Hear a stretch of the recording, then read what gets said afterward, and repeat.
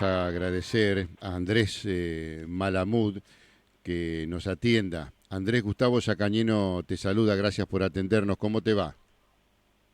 ¿Qué tal, Gustavo? Buenos días. Gracias por llamar. Bueno, Andrés, que es politólogo de la Universidad de Buenos Aires, investigador del Instituto de Ciencias Sociales de la Universidad de Lisboa, recibiéndose ahí en la UBA, y tiene todo un recorrido, ¿no?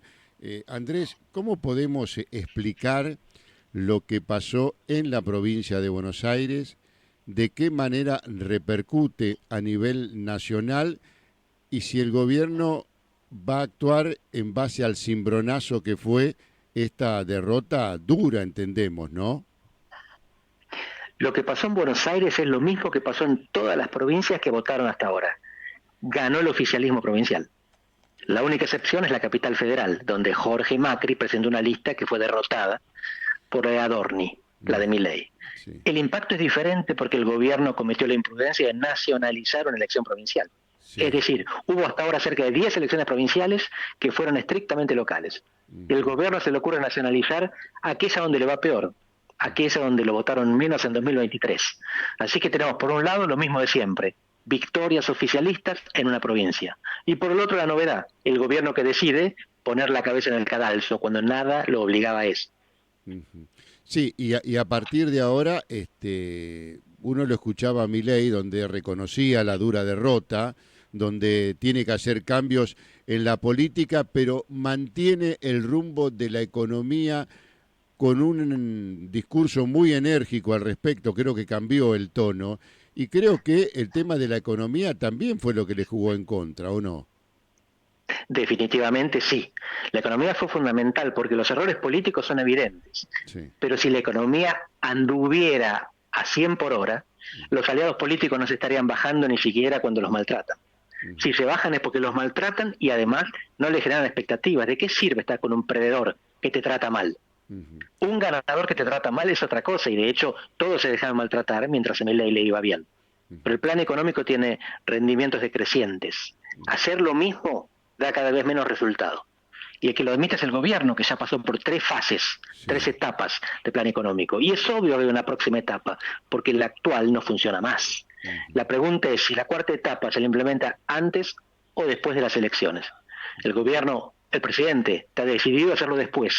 La cuestión es si la realidad se lo permite, si ujú. se puede esperar hasta el 27 de octubre para hacer los cambios que son indispensables, según cualquier economista que uno le pregunte, según el Fondo Monetario, o según los gobernantes, según los ministros, si uno se los pregunta en confianza. Ujú. Así que la realidad está acelerando los cambios que eran inevitables. El gobierno pensó que aguantaba hasta el 26 de octubre. Los votantes de la provincia de Buenos Aires dijeron, a lo mejor tenés que hacerlo antes. Andrés, ¿y cuáles serían esos cambios? La devaluación, no busquemos eufemismos. Te van a hablar de Ah, la corrección, de la calibración, de la claro. sintonía fina.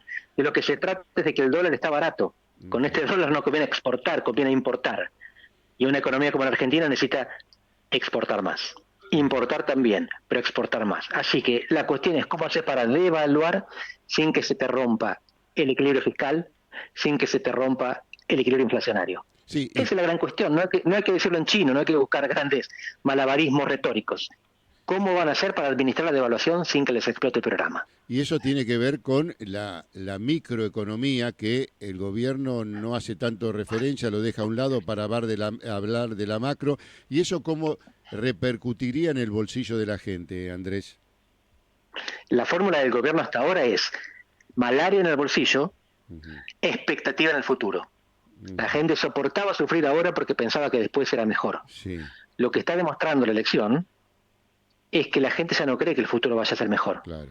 El gobierno necesita recrear las expectativas. No va a llenar los bolsillos de dinero, no hay que esperar que los bolsillos mejoren en el corto plazo. Lo que tiene que mejorar es la expectativa de la gente de que va a vivir mejor, de que este esfuerzo va a valer la pena. Y para eso la señal que tiene que dar el gobierno es dejar la arrogancia y sufrir como sufre la gente. No Ujú, reírse de los discapacitados, no reírse de los médicos o los niños del Garrahan. Es sufrir con ellos. ujú, Las expectativas se construyen en conjunto. El gobierno se transformó en casta y dejó a la gente a la intemperie. ujú. Andrés, cuando no hay empatía, cuando no hay sensibilidad, por más que sepa que lo tiene que poner sobre la mesa, me parece que eso para este gobierno, que coincido plenamente con lo que vos decís, va a ser muy, pero muy difícil, ¿no? Empezar por los gobernadores, de alguna manera, es como que el gobierno se está bajando un poco del pedestal, pero después necesita empatía y dinero para atender las otras circunstancias que se le han vuelto en contra, ¿no? Así es. Acá hay dos preguntas. Sí. La primera es si la personalidad del presidente le permite demostrar esta empatía. La segunda es, en caso de que su personalidad no se lo permita, ¿está en condiciones de tercerizar, de rodearse de gente empática, de convocar un equipo que no sea maltratador, que no sea como el gordo Dan, que maltrata a los padres que tienen hijos discapacitados? Porque no hace falta que el presidente haga todo, pero si él no puede, tiene que contratar a quien lo haga. La primera pregunta es, ¿puede Milei empatizar? La segunda es, si no puede, ¿puede trabajar con un equipo que empatice? Bueno, Hasta ahora lo que vimos es que no solamente Toto Caputo se bajó del escenario donde reconocieron la derrota, sí, también Sandra Petovelo, sí. que es la que se encarga precisamente de las cuestiones sociales. La que tiene que empatizar no estaba en ese escenario con gente que no empatiza.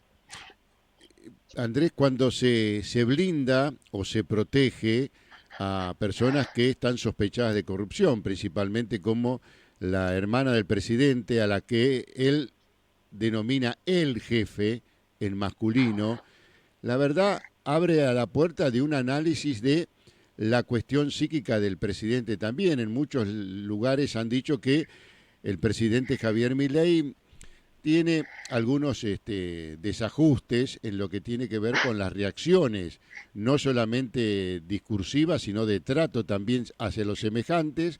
Si estás enfrente, sos una rata y sos la casta, te necesito, te traigo acá y te invito a comer un asado en la Quinta de Olivos. ¿Cómo se analiza esa fluctuación en su carácter? Bueno, yo no soy psicólogo, pero está claro que su hermana cumple un papel fundamental, Sí. personal y político al lado de él. Por lo tanto, no es concebible que él pueda funcionar sin su hermana. Lo que no hace falta es que su hermana sea el pilar fundamental del gobierno, la secretaria general de la presidencia. Podría ser una secretaria privada que asista a su hermano en lo que humanamente necesita. Ayer Emilio Monzó lo dijo muy claro. Sí. Podría ser secretaria privada, no hace falta que sea secretaria general. La cuestión es cuál es la función gubernativa. Está en el gobierno porque es su hermana. Eso no funciona. Que esté al lado del presidente porque es su hermana, puede funcionar. Lo que tienen que encontrar es un lugar para el jefe que no sea aquel que tiene.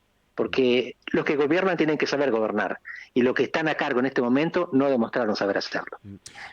Andrés, yo decía que el presidente Milei es da conferencias permanentemente cada vez que habla en lo que tiene que ver con la economía, como si fuera un panelista, pero no asume el rol del presidente. Bueno, cuando lo asumió le fue mal. Parece que desarmar las LEFI fue una decisión que él tomó Sí. contra la preferencia de su ministro de Economía. Así que tampoco le salió tan bien aquello que se supone que sabe hacer. Pero esos son errores que se cometen en el gobierno, es inevitable equivocarse. Lo que hay que hacer es corregir después del error. El gobierno nacional tiene la oportunidad de corregir después del error de nacionalizar la provincia de Buenos Aires y de tratar con crueldad a aquellos a los que tenía que ajustar. Y quiero ratificar esto, si el ajuste es indispensable, hay que hacerlo con empatía, hay que internalizar el costo, es decir, el que ajusta tiene que sufrir el ajuste también, Claro. no solamente imponerlo. Acá lo que vimos es un pueblo sufriente y un gobierno disfrutante. El gobierno celebrando el ajuste, eso es lo que no se puede hacer. Sí. Y la gente, vos bien decías, intenta sufrir o padecer porque le auguraron un futuro mejor, esa famosa luz al final del túnel, cosa que no se vio, no se manejaron más con esos eufemismos y todo lo demás. Hoy por hoy este paso que da Milei de convocar a los gobernadores no genera ninguna confianza por parte de los gobernadores, ¿no? No, porque él ya lo hizo. El pacto, que fue el pacto de mayo, que después fue el pacto de julio. Julio, sí. No ofrece nada, exige todo. No funcionan así los acuerdos políticos. ¿Sentarse para qué? Él mismo dice, el diálogo es un instrumento. El mismo quiero decir Santiago Caputo, que el otro día tuiteó, el diálogo es un instrumento, no es el objetivo. Si él convoca el diálogo, ¿para qué es? ¿Cuál es el plan? Él no está ofreciendo un plan, no está ofreciendo un rumbo más que lo mismo pero más rápido. Y Y después... no está, el rumbo, si el rumbo es el equilibrio fiscal, está Sí, bien. sí. Ahora, ¿cuál es la manera en que se logra el equilibrio fiscal? ¿Con qué costos y con qué distribución de costos? Sentarse es para repartir los costos. Es lo que él no parece dispuesto a hacer. Claro, si vos seguís Quiere que todos caminando, los costos sean impuestos en los demás. claro, si uno sigue caminando como presidente y al costado va cayendo la gente y va quedando a un lado, me parece que ese es el camino que no debe transitar. ¿Cómo queda el peronismo, el kirchnerismo, luego de este triunfo en la provincia de Buenos Aires? El peronismo queda rejuvenecido y anacronizado al mismo tiempo. Rejuvenecido porque tiene un nuevo líder, que es Sí, Axel Kicillof, sí. que se autonomiza de Cristina y sobre todo de Máximo. Pero anacronizado porque el pensamiento económico de Kicillof es más antiguo que el de Cristina todavía. Es Ujú. terraplanismo económico. Se quedó en la primera mitad del siglo XX. Así que por un lado tenemos el rejuvenecimiento, el peronismo joven otra vez que se impone y trasciende el kirchnerismo. Y por el otro un paso ideológico hacia atrás, un siglo atrás. Andrés, el hecho de que esté Milei le sirve esta confrontación a Kicillof como para catapultarse más arriba. Sí, uno crece contra el otro. Claro. En realidad lo que hubo ayer es una plebiscitación del gobierno nacional, Ujú, convocada por el mismo gobierno nacional. ujú. Milei le dijo, kirchnerismo o libertad. Y la gente fue a votar kirchnerismo, no porque esté en contra de la libertad, sino porque está en contra de las consecuencias del plan económico y el maltrato que lo acompaña. Ujú. A propósito de esto que estás diciendo, Andrés, uno entiende que el gran ganador fue Axel Kicillof y que Cristina podría ser establecida como una de las perdedoras, teniendo en cuenta de la interna que Kicillof le ganó a Cristina con el desdoblamiento de las elecciones en la provincia. ¿Esto se puede analizar desde ese punto de vista en profundidad? Con cuidado, Ah, porque ella pierde la interna pero gana la general. está El bien. Kicillof lo que está buscando es un peronismo que trascienda el kirchnerismo, no que se lo oponga. El kirchnerismo va a ser una etapa pasada y un grupo presente del nuevo peronismo rejuvenecido por Kicillof. No es que construye contra Cristina, pero no la llama, no la consulta, no celebran juntos. Sí, Cristina está dentro de un colectivo ganador, pero ya no lo dirige. Es solo una parte y no la más grande. Ujú. ¿Y cómo puede funcionar a partir de ahora el peronismo? Porque tiene que demostrar que está unido. Se unió para una elección muy forzado, ese corte de luz que se sufrió en la gobernación, las disputas, las peleas que sobre el final, bueno, con forces entró la unión. Esto se tiene que mantener en el tiempo, no solamente para llegar a octubre, sino para más adelante, pensando en el año 2027, ¿no? Bueno, octubre es de Cristina. Septiembre fue de Kicillof y octubre es de Cristina. Ella armó la lista, los intendentes no tienen razones para movilizar, se vota en boleta única de papel, así que es otra elección con otros jugadores. La cuestión Está es que bien, esta victoria de Kicillof le impone también una responsabilidad, sí. porque lo nombra, lo designa como jefe. Así que una elección que la de noviembre, la de octubre, perdón, era completamente de Cristina, ahora es difícil que Kicillof se pueda escindir. Vamos a ver cómo hacen para resolverlo. Por ahora, hasta donde sabemos, no hablan entre ellos. Y siempre se habló de la avenida del medio, la tercera vía, algo que desde Massa en su momento, con Lavagna, con Schiaretti, con Pichetto, parecía que iba a florecer y después, bueno, los intereses de cada uno hizo que tomaran otro camino. Hoy por hoy eso con este acuerdo de algunos gobernadores se puede dar o una tercera vía queda muy diluida por polarización que hay en la Argentina. No existe la tercera vía. No Lo que existe. estamos viendo es que la gente vota a favor o en contra de los gobiernos. Los gobernadores de Provincias Unidas son oficialistas, oficialistas provinciales. Sí. En sus provincias van a ganar o hacer una gran elección. En Buenos Aires ayer apoyaron una lista que sacó el 5% el domingo. Sí. Así que lo que vemos es una disputa entre oficialismos, el nacional y los provinciales. En el medio no hay nada. Y si en la mesa hay algo que tiene que ver con la obra pública y algunas otras cuestiones que reclaman los gobernadores, el posicionamiento de ellos se puede dar vuelta y volverse un respaldo a mi ley. El de algunos, posiblemente. De hecho, no se ponen en contra de mi ley. Ujú. Cuando ellos hacen la declaración de principio, no son anti-mileístas. Sí, Lo que hacen es defender a sus provincias, son claro. las situaciones provinciales, son los gobernantes de cada una de las 6 que por ahora están ahí reunidas. que tienen intereses convergentes. Muchos de esos intereses son compartidos con el Poder Ejecutivo Nacional. Estabilidad macroeconómica, idealmente crecimiento. La diferencia es que las provincias quieren infraestructura y obra pública y el gobierno nacional no, porque es el que lo tiene que pagar. Pero hay una convergencia de intereses entre los que gobiernan. Sí, Andrés. Y por lo tanto, sí. Si los opositores puros no tienen dónde pararse. ¿Y cómo el gobierno puede variar ante este posicionamiento de el no hay plata a decirle sí al reclamo de los gobernadores respecto a la obra pública y demás para que lo acompañen? El gobierno puede habilitarles la toma de crédito internacional. Ajá. Banco Interamericano de Desarrollo, Banco Mundial, Corporación Andina de Fomento. Las provincias pueden endeudarse afuera y construir. ¿Por qué le tienen que pedir dinero al gobierno nacional para hacer obra pública? Lo que necesitan es la autorización del gobierno nacional para que lleguen estos créditos externos. Se trata de un acuerdo. Y por supuesto, estabilidad macroeconómica, que eso les conviene a todos. Los gobernadores gobiernan, igual que el presidente. Están engrampados dentro de la misma trampa que se llama Argentina. Necesitan todos que haya estabilidad. Y por lo tanto ahí tienen un incentivo para acordar. Si hasta ahora no lo hicieron fue porque el gobierno nacional los traicionó. Les prometió y no cumplió. ¿Pero la necesidad puede llevar a que vuelvan a confiar o la incertidumbre cada vez es más grande por el comportamiento del presidente? No, la confianza no existe. Lo que el presidente tiene que hacer es entregar lo que prometió. No se va a basar en la confianza este nuevo acuerdo, se va a basar en la reciprocidad. Uno da para recibir, si no recibe, no da. Andrés, ¿y qué futuro le ves a la Argentina? Argentina siempre tiene un futuro próspero, siempre adelante. Siempre nos falta dar el paso que hace falta para llegar adelante. Las condiciones del mundo son favorables. Vivimos en una zona de paz, sin conflictos fronterizos, sin conflictos terroristas, sin grandes problemas de hambruna. Y tenemos sobre todo lo que el mundo necesita, alimentos y energía. Se trata de ordenarnos para sacar de eso el mejor provecho. El crecimiento de Asia es a favor de Argentina, van a comprar lo que nosotros producimos.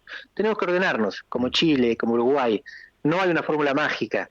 Hay que hacer lo que hicieron los países que están al lado y los que les va un poco mejor. Tampoco son el paraíso.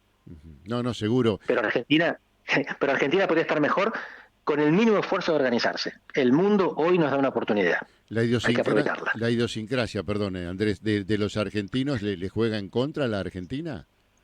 Bueno, yo no diría la idiosincrasia porque los argentinos que van al exterior se portan mejor que los que se quedan en Argentina y son los mismos. Sí. Así que es el sistema de incentivos. En Argentina el que no llora no mama y el que no afana es un gil. Mirá vos, los incentivos, sí. ¿sí? Y ese cambalache de 1935 es de antes del peronismo. Sí. No nos conviene hacer las cosas bien. El presidente Milei en São Paulo, Bariloche el año pasado dijo ante los empresarios: si ustedes se evadieron impuestos son héroes. Sí, me acuerdo de eso. Si eso no es un incentivo para portarse mal, ¿qué es? El presidente que vino a cambiar todo en realidad está diciendo: sigan haciendo lo que están haciendo.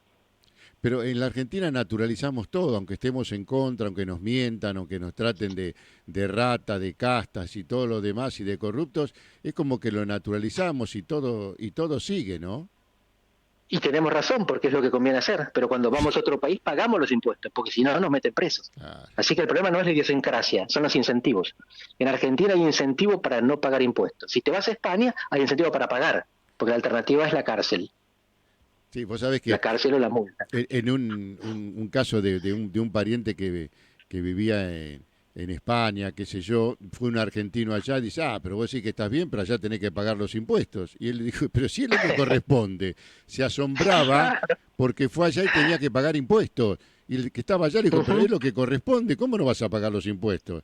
No, allá en la Argentina nosotros no lo pagamos, lo evadimos, esperamos por ahí una moratoria que favorece o premia al que no cumple y al que cumple no lo premia. Bueno, pero los españoles que invirtieron en Argentina también hicieron desastre. Ajá. Los que vinieron a comprar las empresas públicas en Argentina, de aerolíneas, YPF, Intel, también hicieron desastre, porque los incentivos en Argentina son a hacer las cosas mal. El problema es de incentivos, que no hay premio para el que hace la cosa bien, ni castigo para el que las hace mal. No somos los argentinos el problema. En España pagamos impuestos. Sí, en Argentina no, porque no conviene. ¿Y quién tiene que dar los premios correctos, los incentivos correctos? El gobierno.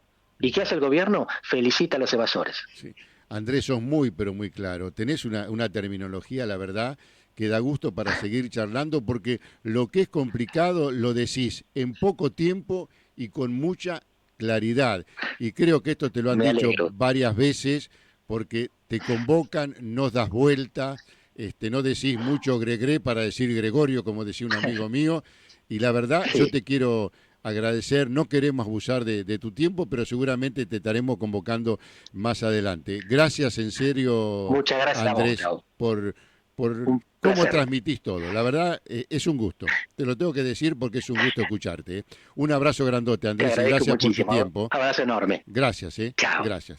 Bueno, Andrés Malamud, la verdad, en serio, es un gusto escucharlo por la claridad que tiene para expresar todo, por la terminología que utiliza para que podamos entender lo que nos cuesta tanto entender en la Argentina, ¿no?